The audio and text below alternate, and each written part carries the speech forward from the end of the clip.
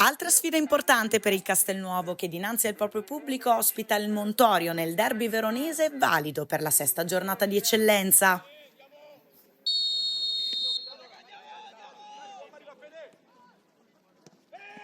Si fanno vedere subito gli ospiti dopo 34 secondi, il tiro di Ambrosi però finisce alto.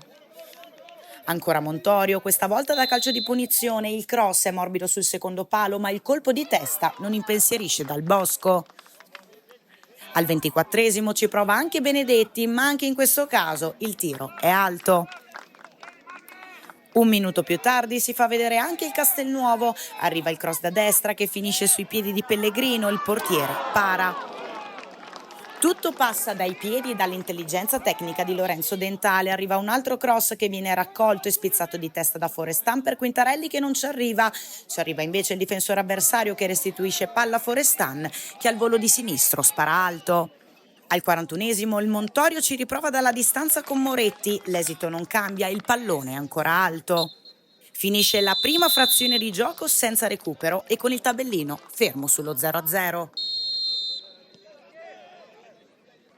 Nella ripresa si parte subito con il cross di Avanzi, il portiere Rabar non trattiene il pallone che fortunatamente finisce sui piedi del proprio difensore che può gestire. Da rimessa laterale al nono della ripresa il pallone arriva con un cross rasoterra in mezzo all'area di rigore trovando la risposta del portiere avversario che non la blocca ma è posizionato bene il difensore del Montorio che limita i danni.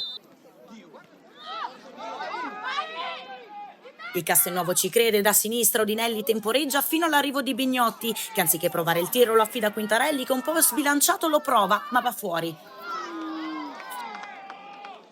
Al 17esimo della ripresa arriva l'azione che porta avanti il Montorio, da rimessa laterale bravo Tacchella ad andarsene per poi trovare lo scarico per Ambrosi che calcia di sinistro trovando un gol bellissimo che va dritto sotto il 7, imprendibile per Dal Bosco, Montorio in vantaggio.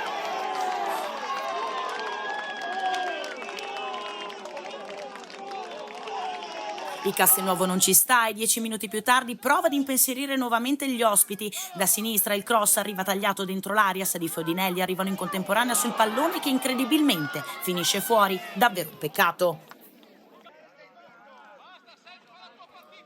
Al 30esimo Quintarelli prende palla, serve Odinelli che dopo una finta prova il tiro ma Rabar con i piedi dice no.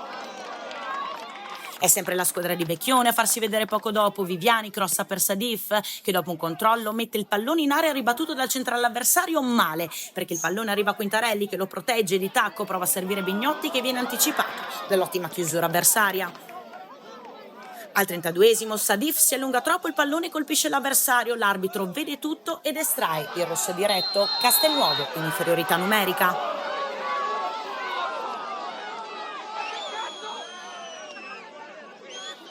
Un minuto più tardi Viviani prova nuovamente il cross dentro l'area, la tocca leggermente il difensore del Montorio che obbliga il suo portiere ad allungarsi e lo fa bene.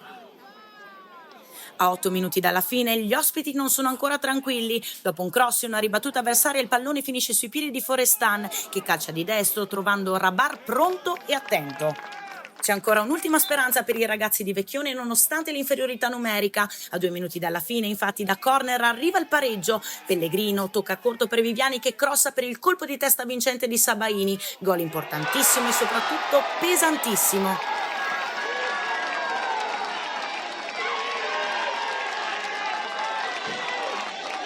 Finisce qui il derby, un pareggio che sta stretto al Castelnuovo per quello dimostrato in campo, ma che fa comunque ben sperare. Bella la reazione, ma soprattutto la voglia di non mollare mai.